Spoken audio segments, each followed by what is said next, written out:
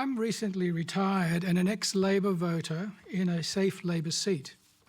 I'm unconvinced that modern Labor, in an attempt to reach the broadest possible audience, has the ticker to bring about the big picture reforms of the past in government.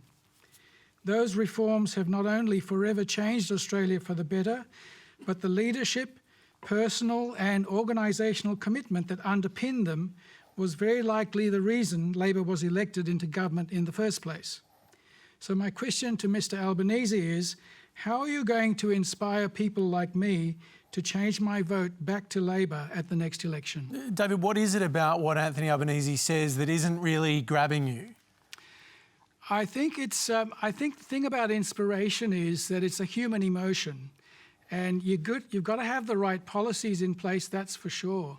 But you've also got to appeal to people's humanity.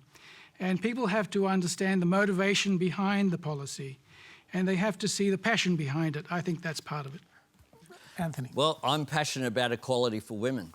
And one of the things that the childcare policy does is just that. All of the analysis says it will lift up women's participation in the workforce, improve productivity, but also when families are making a decision about whether they'll have a first child or further children in terms of population, one of the things they look at is cost structures.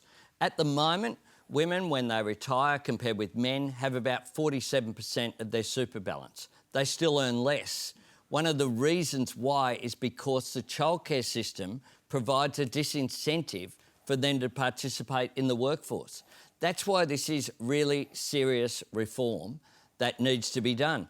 And it's consistent with what Labor does in terms of all of the big reforms, whether it was going back to Medicare with universal health care, whether it be superannuation, universal, access to education, the Hawke government, 3 out of 10 to 8 out of 10, when the Keating government was defeated in that 13 years, finished high school. We make the big changes. When we were in government for a short time, less time than the current government's been there, the National Broadband Network, which they trashed, of course, but are now having to fix up and try and retrofit, paid parental leave, the apology to the stolen generations, action on with climate respect, change. Mr Albanese, I don't think he needs a history lesson. He's already saying that he likes what Labor's done in government in the past. This is about your promise for the future. I want to be blunt. Do you think Anthony Albanese has what it takes to lead this country?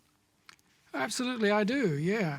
But I think it needs to be communicated in a certain way. So do you watch his speeches? Do you listen to what he says? Why isn't he connecting with you? Well, I think you're connecting with me much better now. But you're in the same room. You don't get that opportunity all that often. I think the distance of television makes it a little more difficult. But I think bringing out the emotion and being more passionate about what you believe in, I think, will make a big difference. So you don't think Albo's a good TV performer? Is that what you're saying? I didn't say that. I think one of the things that's happened this year, frankly, Hamish, is that we've been in an environment, one parliament hasn't been sitting. And the truth is that the opposition only get on the equal stage when parliament's sitting. And secondly, we've been talking about the sort of issues whereby people haven't wanted to see distinction and attacks against the government. People have wanted the government to succeed because we've been in a pandemic. So the political debate has been very different this year. But I assure you, I'm passionate about childcare, I'm passionate about infrastructure, I'm passionate about climate change, I'm passionate about creating wealth, but also making sure that it's distributed fairly. Do you think it was a mistake to play this year the way that you have by effectively stepping back from the normal role of opposition leader and saying, look, we're just not really going to criticise that much? I mean, you have a bit, but not really play the usual political game. Do you think you've sort of disappeared from people's minds? It's been a challenge. But was it a mistake? No, it's the right thing to do, because doing the right thing by the national interest is always the right thing to do.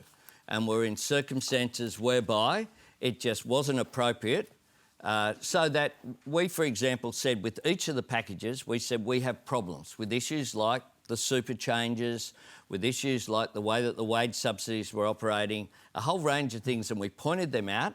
We put them forward constructively. It was Labor that put forward wage subsidies and were opposed originally by the government.